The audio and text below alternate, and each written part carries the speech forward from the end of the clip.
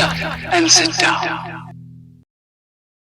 Hey guys, Andy here from Bigmeks Workshop Painting Studio, and it's White Dwarf time. So I've got me brew, I've got a White Dwarf, and let's have a look what's going on inside. So as you can see, loads of freebies on this one. PC gamers there, loads of games on Steam. We'll get into that as we get into this White Dwarf. So, opening up, what have we got?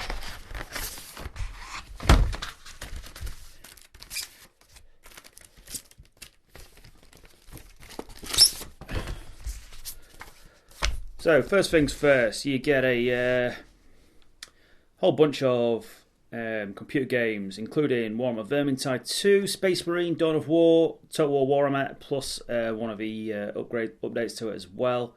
A whole bunch of other things. So that alone is probably, if you've not got some of these games, I've played most of them, and there's some absolute belters on there. So that's a good start. So what chapter approved Munitorum Field Manual 2021, points values for 40k. So well, that in itself is also makes it quite valuable. There's a couple of quid well spent on that, so that's going to help out a lot. I'll see Forge World points values for Space Marines. Let's see. Let me see. Tiberius Red Wake, 160 points. Javelin Attack Speeders are now in there. Interesting. As Imperial Guard. I'm not interested in them. Let's have a look at something more I find important, which is the Chaos, obviously. So Chaos Space Marines, Forge World. What have we got? Whirlwind Scorpius, 170 points base. The Blood Slaughterer, 140 points. The Fellblade comes in at 600 points. And for those of you who are interested, the Chaos Titans, Warbringer, 3,800. Reaver Titan, 3,000. Warhound, 2,000. And a Warlord, 5,500. So that's also a very good start. So thank you, G-Dub, giving that, making that one a freebie. And now onto the actual White Dwarf itself. So as you can tell, as always, the subscription copy's got a different front cover, which is kind of cool. Bunch of Eldar versus getting slapped about by some Imperial Guardsmen. And let's see. So, getting straight on into the contents, and we have got more of the Charadon Flashpoint sector thingy. Index Astartes Exorcists. They're a weird bunch themselves. Some Space Coneheads. Sorry, Eldar. And some another Flashpoint for Age of Sigmar as well. So loads of interesting stuff in here. So right, onto the content from fans, and we've got a particularly interesting Admech Spider gun carrier thing. I'm not sure what it's meant to be. He's calling it an Auto Reductor Artex C class Siege Walker, and in games he uses it as a Shadow Sword. Okay, well, works for me. It's pretty cool. Never seen anything like it, so that's always a good thing. Got some lovely Current of Hunters there, with some very weird, vibrant colours. So props to Anders Enberg. What else have we got? So, models of the month. Gabriel Seth. Looks like he's a Primaris-sized version of Gabriel Seth. So, I don't think Seth will be too happy about that, with how he feels about the Primaris dudes. But, as a Flesh Tearer, he's pretty cool. Some nice halflings from Blood Bowl. Nice to see some of that. And who are these guys? Oh, it's the Castellans of the Rift Space Marine chapter. And that's a quick painting guide on how to do them. Also, we have got Adam Gladzinski. I do apologise, my friend. His spotlight of Necrons, using a lot of the new Necron models. I do like the colours he's chosen. The blades look great. So, Lords Warhammer talking about how, as always, it's one of the regular things now. It looks like they're going to be dealing with the Space Wolves and how they've developed the Space Wolves over the years. Including, obviously, you can't talk about Space Wolves without Ragnar Blackmane and the Space Wolf novels by Biel-Tan. Okay, on to 40k, and we're looking at some Eldar. It's Biel-Tan, I believe. And A Tale of Four Warlords. Space Marines, Necron, Sisters of Battle, and Orcs. So, here we go. So, The Sons of Medusa by Joel Martin. Which are obviously Iron Hand successors, and as a result are suitably mental.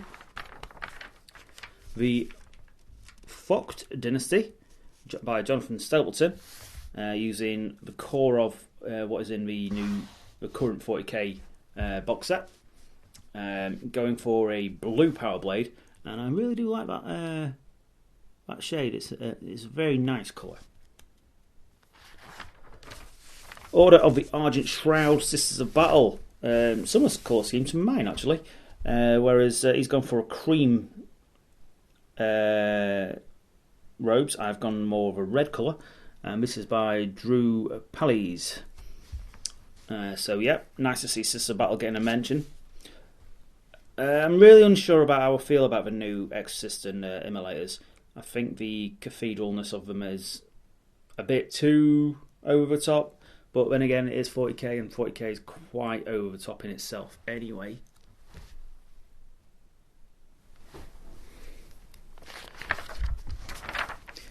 And Lydia Grant's War de Goths.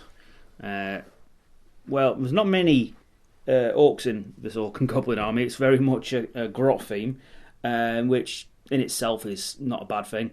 Grots are quite groovy. I do like Grots. And in a 25 power of an army, she spent 18 power on Grots. So 25 power is what? 500 points-ish? Yeah. That's a lot of goblins there, so it looks like it's a full Grot army. Nice to see that. Definitely going to have a little bit of a read on that one. Behind the Lines, the Cardon sector Flashpoint. So more into that. Now, there is the new expansion book being released soon, and I can't remember whether or not it's based in the Caradon sector or not. But it'd be interesting to see what that says, if anything, about this as well. So obviously more about the Caradon sector. This is the Gildra system. And also the Rodeo system. So obviously expanding the lore of the entire sector to encompass a full incursion. Looks like a full Chaos incursion now, with demons and the likes all getting involved. And as always, a nice little short story based in the region as well. This is from a perspective of Imperial Guardsmen. With it being Imperial Guardsmen, probably getting the faces slapped in because they seem to get slapped about in all the novels, apart from the Gaunt's Ghost ones. So there you are. That's just one of the features of the Imperial Guard, though. They tend to lose battles even in their own codexes. So, Theatres of War, the Plains of Denthria. I believe that's how it's said. Not quite sure, because that's a very interesting word. Obviously, you got some more little special rules, like the time of day to fight, what's knocking about, so some random fauna and flora. It's like potential sandstorms. The Wheel of Fartuo. Within the Wheel of Fartuo, there were thousands of asteroids, so it's an asteroid field. During the war against Typhus, many became home to pirates. It became the excruciating chapter task to drive them out. So you got zero gravity battles, foraging in for your campaign games, and more battle traits. In next at start is the Exorcist. So these are a crazy bunch what get their scouts possessed before passing initiation into the ranks of a full Space Marine. So they've got a particularly high mortality rate on their ascension.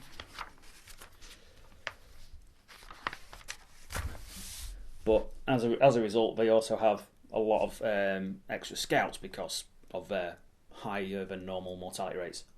So, Codex Assessment Exorcist Chapter Tactic is by my will I deny thee.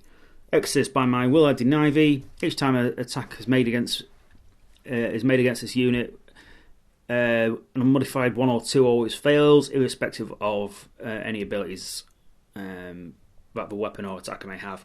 So these guys are tough, understandably.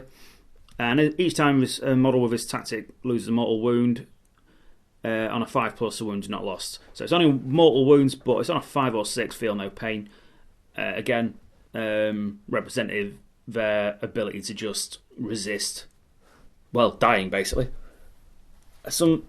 Got some relics. I've got a bolt pistol or heavy bolt pistol. It's pistol 1, strength 5, AP 3, damage 3, and you can reroll hits and wounds with it. Exile plate is a mastercrafted suit of armor, 2+ armor save. While an enemy is in engagement range, each time an invulnerable save is made for a model in that enemy unit, an unmodified 1 to 4 is a fail, or 1 to 5 if that's a demon, so it messes up your enemy's invuns. That's pretty tasty. Expulsiaris is a power sword or variant. +2 strength, AP 4, damage 2, and each time an attack is made against with his weapon, an unmodified 6 or 4+ if the target's a demon, inflicts 1 mortal wound on the target in addition to any other damage. So particularly good against demons, but not bad against everybody else as well. That's pretty handy. Got some warlord traits too. The Enochian Guard. Once per battle, you may modify the result of a hit, wound, or saving throw made by this warlord to a 6. So a bit like the stratagem what word bearers can do. Once per battle, they can always use an epic. Once per battle, you can use an Astartes epic deed stratagem without spending CPs. If this warlord is the target. Nova enemy. Before the battle, select 1 unit in your opponent's army. Until the end of the battle, the warlord has the following ability. Gets Novite enemy aura, while friendly Exorcist core or characters within 6 inches of this warlord. Each time a model in that unit makes an attack roll, you against the enemy unit you selected, add 1 to a hit roll. Okay, that's pretty handy. It is very restrictive insofar as you have to put the unit at the beginning of the game. And erudite in the verses. If the warlord can attempt to deny the witch as if it was a psyker. If the warlord is a psyker, in each of your opponent's psychic phases can attempt to deny the witch an additional time. Particularly good if you're using a librarian as your warlord then. In each of your shooting phases, instead of shooting with this warlord, if it's not in engagement range, you can attempt a banishment. If you do so, roll 1d6 on a 3+. The closest enemy unit within 12 inches and visible to the warlord suffer D3 mortal wounds. But I like that one. Particularly useful if you're a psyker, getting the extra deny and sort of a pseudo smite as well. And obviously you've got a few stratagems as well. Cast out thy blackened soul. It's a battle tactic stratagem, 2 command points. When the Exorcist core or character unit from the army is selected to shoot, fight, or fight in a fight phase, or you can use it. Alright, I've just said that twice. Select one enemy Chaos Demon unit within 12 until the end of a phase. Each time a model in that friendly unit makes an attack against that enemy unit, you can reroll to wound. So obviously you can use it for helping you break enemy Chaos Demon stuff. And we'll leave it at that because obviously there's a whole lot to read. And there we are, got some nice Exorcist looking models as well. Kind of a darker red than Blood Angels, sort of similar to Flesh Terror's base red. So, you know, if you follow our tutorials, you could use the Flesh Terror's video for an idea on how to paint these guys. They do look nice on the table though. Reds always do. Some interesting variants on the colour schemes as well. Some brighter ones. This was a much more traditional, vibrant red. And obviously you've got the metallic-y colour there as well. As always, you have a paint splatter based on the chapter of what we've been talking about, with both contrast and standard layering. So obviously more talking about 40k. This is by Rob Crudis, and we're talking about terrain and how to incorporate it properly into your games. So, Craftworld Biel-Tan. This is a feature called Galactic Warhosts. Now, obviously, this is we've got some painting tutorials, including how to do the sort of the vines, what are associated with the craft world, and getting them looking good is very time consuming. So it's definitely worth having a look if you're a Biel-Tan player. Obviously, got some alternate models, some conversions. Looks like a. Now I know that's meant to be the Exarch jumping off, but it kind of looks like he's falling off his jet bike there in much more comedic fashion than it's intended. Nice idea on how to make your jets look a little bit more dynamic, and rather than using the clear base uprights. And obviously, talking about the Eldar and I dare say there'll be a little bit going into the lore of what's been going off. Age of Sigmar now, and Flesh Eater Courts are the faction of the topic for this particular Flashpoint. Again, more battles, deployments, strategies, and all that sort of good stuff, including additional factional rules, cannibal hordes. So looks like you can. We've got additional army lists in there. As always, again, a new short story, and some more stuff about the undead. Now, this is a battle report between. Well, it looks like it's between dry undead and wet undead. Not remembering the names of each faction.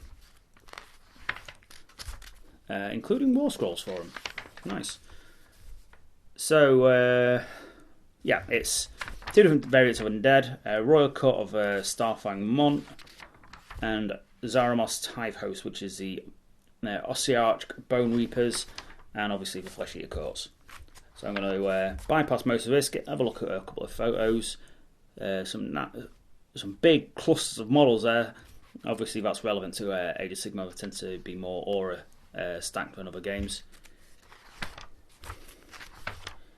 And going straight to the end, because no spoilers as always.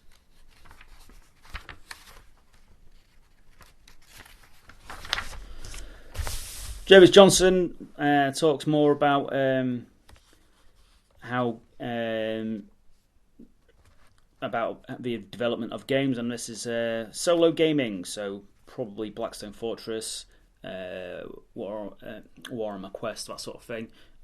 These are the sort of games you can play solo. You can play other games solo, but it's very difficult to be fair to yourself, I suppose, is a thing.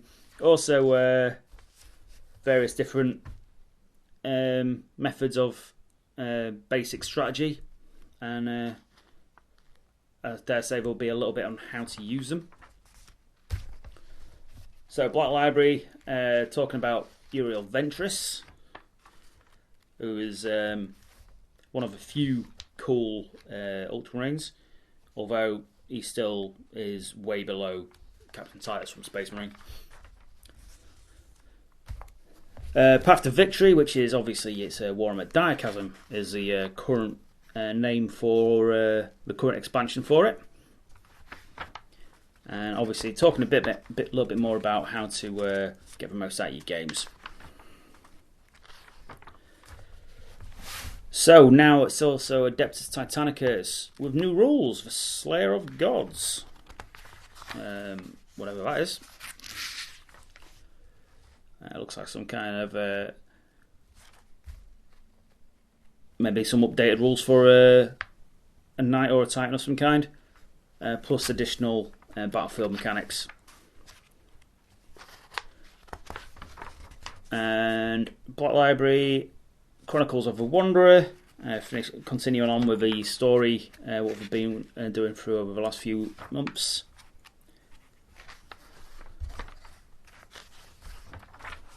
And last but no means least, inside the studio, got some interesting painting ideas. The giant mountain bull looks quite cool in metalwork, actually. I prefer that to the studio paint job, in my opinion. It looks a lot nicer that way. Got some chaos stuff as well. And what have we got for next month?